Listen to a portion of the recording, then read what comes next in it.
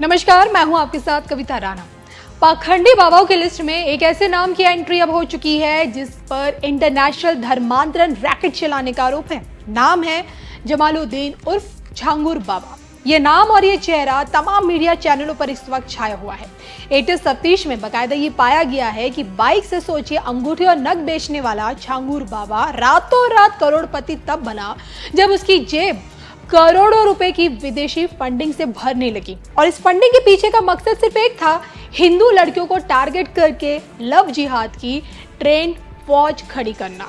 और अब इसी झांगुर बाबा का नाम लेकर कथावाचक अनिरुद्धाचार्य ने 2050 से जुड़ी जो सांकेतिक भविष्यवाणी वो कर रहे हैं, वो देश के लिए सुनना कितना ज्यादा जरूरी है, इसी पर देखिए हमारी आज की रिपोर्ट। चॉकलेटी चेहरे, लव जिहाद ब्रिगेड, इंटरनेशनल धर्मांतरण सिंडिकेट, यूपी एटीएस के रडार पर झांगुर बाबा। देखिए सिर्फ धर्म ज्ञान पर। उत्तर प्रदेश का बलरामपुर जिला उस वक्त सुर्खियों में आया जब यहीं का रहने वाला झांगुर बाबा धर्मांतरण सिंडिकेट में पकड़ा गया। आरोप है कि झांगुर बाबा जो कभी भीख मांगा करता था, उसने हिंदुओं के बीच रहकर सोचे भारत की धरती पर अवैध धर्मांतरण का इंटरनेशनल रैकेट चलाकर हजारों हिंदू और सिख लड़कियों का धर्मांतरण करवा दिया।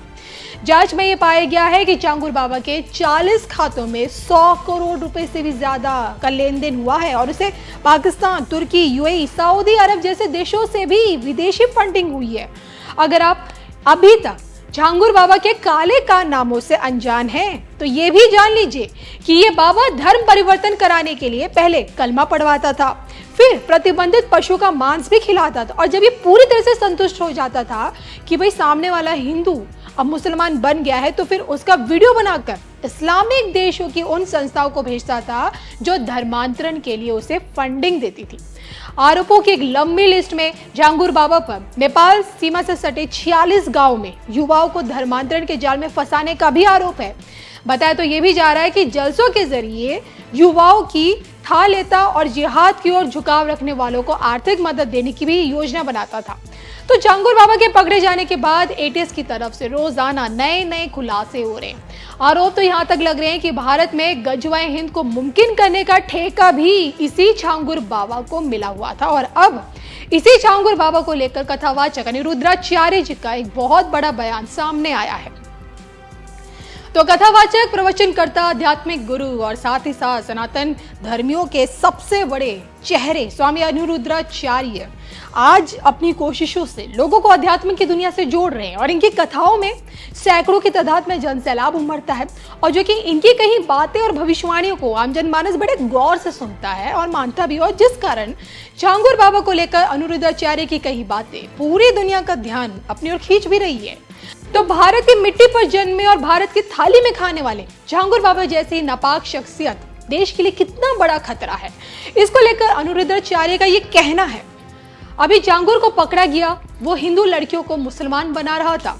उसके संपर्क में आई एक हिंदू लड़की जो मुसलमान बनी थी, उसने बताया कि उसका लक्ष्य है 2048 आने तक पूरा भारत इस्लामिक हो जाएगा। मुसलमानों का टारगेट है 48-50 तक आते आते भारत को इस्लामिक देश बनाना। उनके यहाँ 10 बच्चे पैदा होते हैं, विधर्मियों के यहाँ 10 बच्चे होते हैं, तुम्हारे यहाँ 2 बच्चे हैं, वो उनकी गर्दन उतार देंगे। उनका लक्ष्य है भारत पर कब्जा करना। समय आने दो, वो तुम्हारे बच्चों को मारेंगे। तो झांगुर बाबा को लेकर अनिरुद्धाचार्य महाराज जी का यही बयान विवादित भी हो गया है। हालांकि देखिए, विवादों से उनका बहुत पुराना नाता है।